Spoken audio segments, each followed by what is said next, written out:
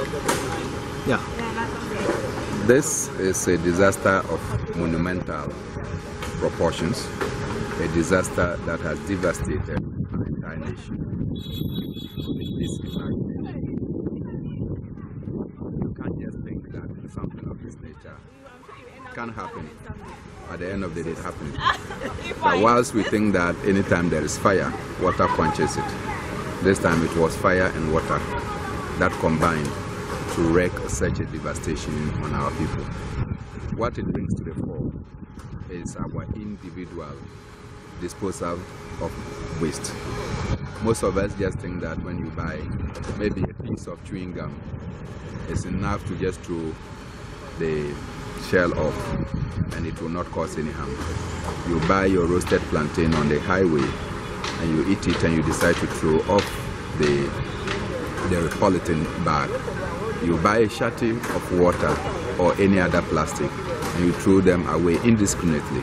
The consequence is that these things are gathered either by wind or by some forces and they are choked our gutters. Having choked our gutters, water will certainly find its way if there is no path for it. And because the water cannot find its way, it ended up flooding us, consuming us. We had disaster of no mean proportion in our nation.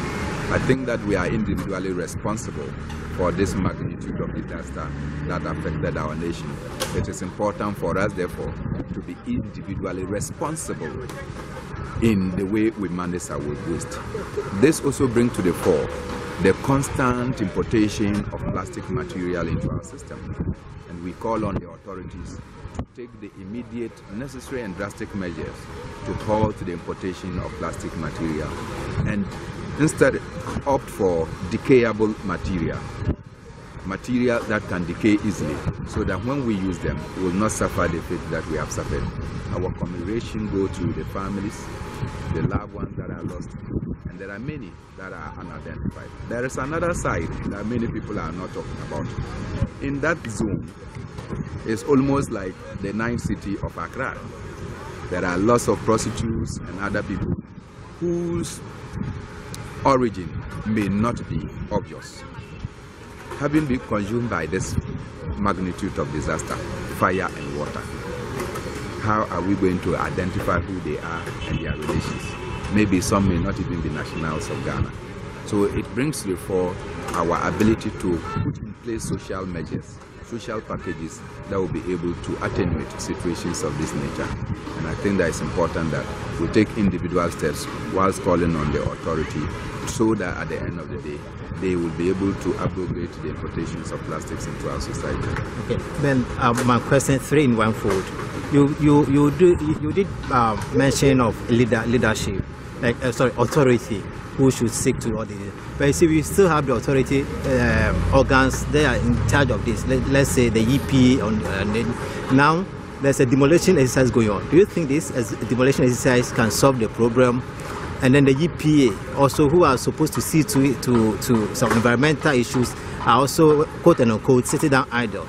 The two, how do you combine the two? I've traveled the length and breadth of this country, and I've traveled privilegedly to some parts of the world. And I can tell you that there are, for instance, fuel stations on top of which there are residential facilities. There are fuel stations on top of which there are residential facilities. Obviously, what this tells you is that our nation cannot say that we should take away fuel stations from among communities, but that if we follow the basic standards, at the end of the day, it will be important for us to realize that basic standards in sanitation will help us. If we create the appropriate channels for water to be conveyed, it will not be a problem. But we have blocked our waterways. Above all, what we have not done as a nation is that all of us, and listening to the president this morning, he agrees that Accra is a low area, that water coming from the mountains coming to the Accra. So what are we waiting for? What are our engineers waiting for? Can't we construct check dams to harvest the water? Particularly in the rainy season, we harvest this water, we store them, and then in the lean season, we can use the water for whatever purposes. So if we know that the water is flowing into Accra, and you cannot create dams to harvest the water, we have engineers. What is the use of our engineers? Our hydrological department It's a basic, simple thing that we can harvest this water so that the water does not constitute a disaster, a source of worry for us, but it becomes a source of fortune for our people. How come that we are not able to do that? And I'm totally disappointed that officialdom, our technical persons, are not able to contain situations like this. So in this, with your party view, PNC, what's your suggestion and your plans as you come to power? Let's harvest water. Let every home, any person that can build a house should have a capacity to harvest all the running water from the house into a reservoir. That is one. Two, let's take a national policy to harvest the water that is flowing. How can we be in the abundance of water and be dying out of that water when we cannot get water to drink, when our community is looking for, and this water can be treated? So just harvest the water. Let's create the check dams along the waterways so that once this dam is full, it flows into the next one. The next dam is full, it flows into the next one. By the time the huge flow of water gets to our communities, we have realized that we are able to contain a chunk of the water because we have harvested them. Our inability to harvest them is an engineering defect and deficiency.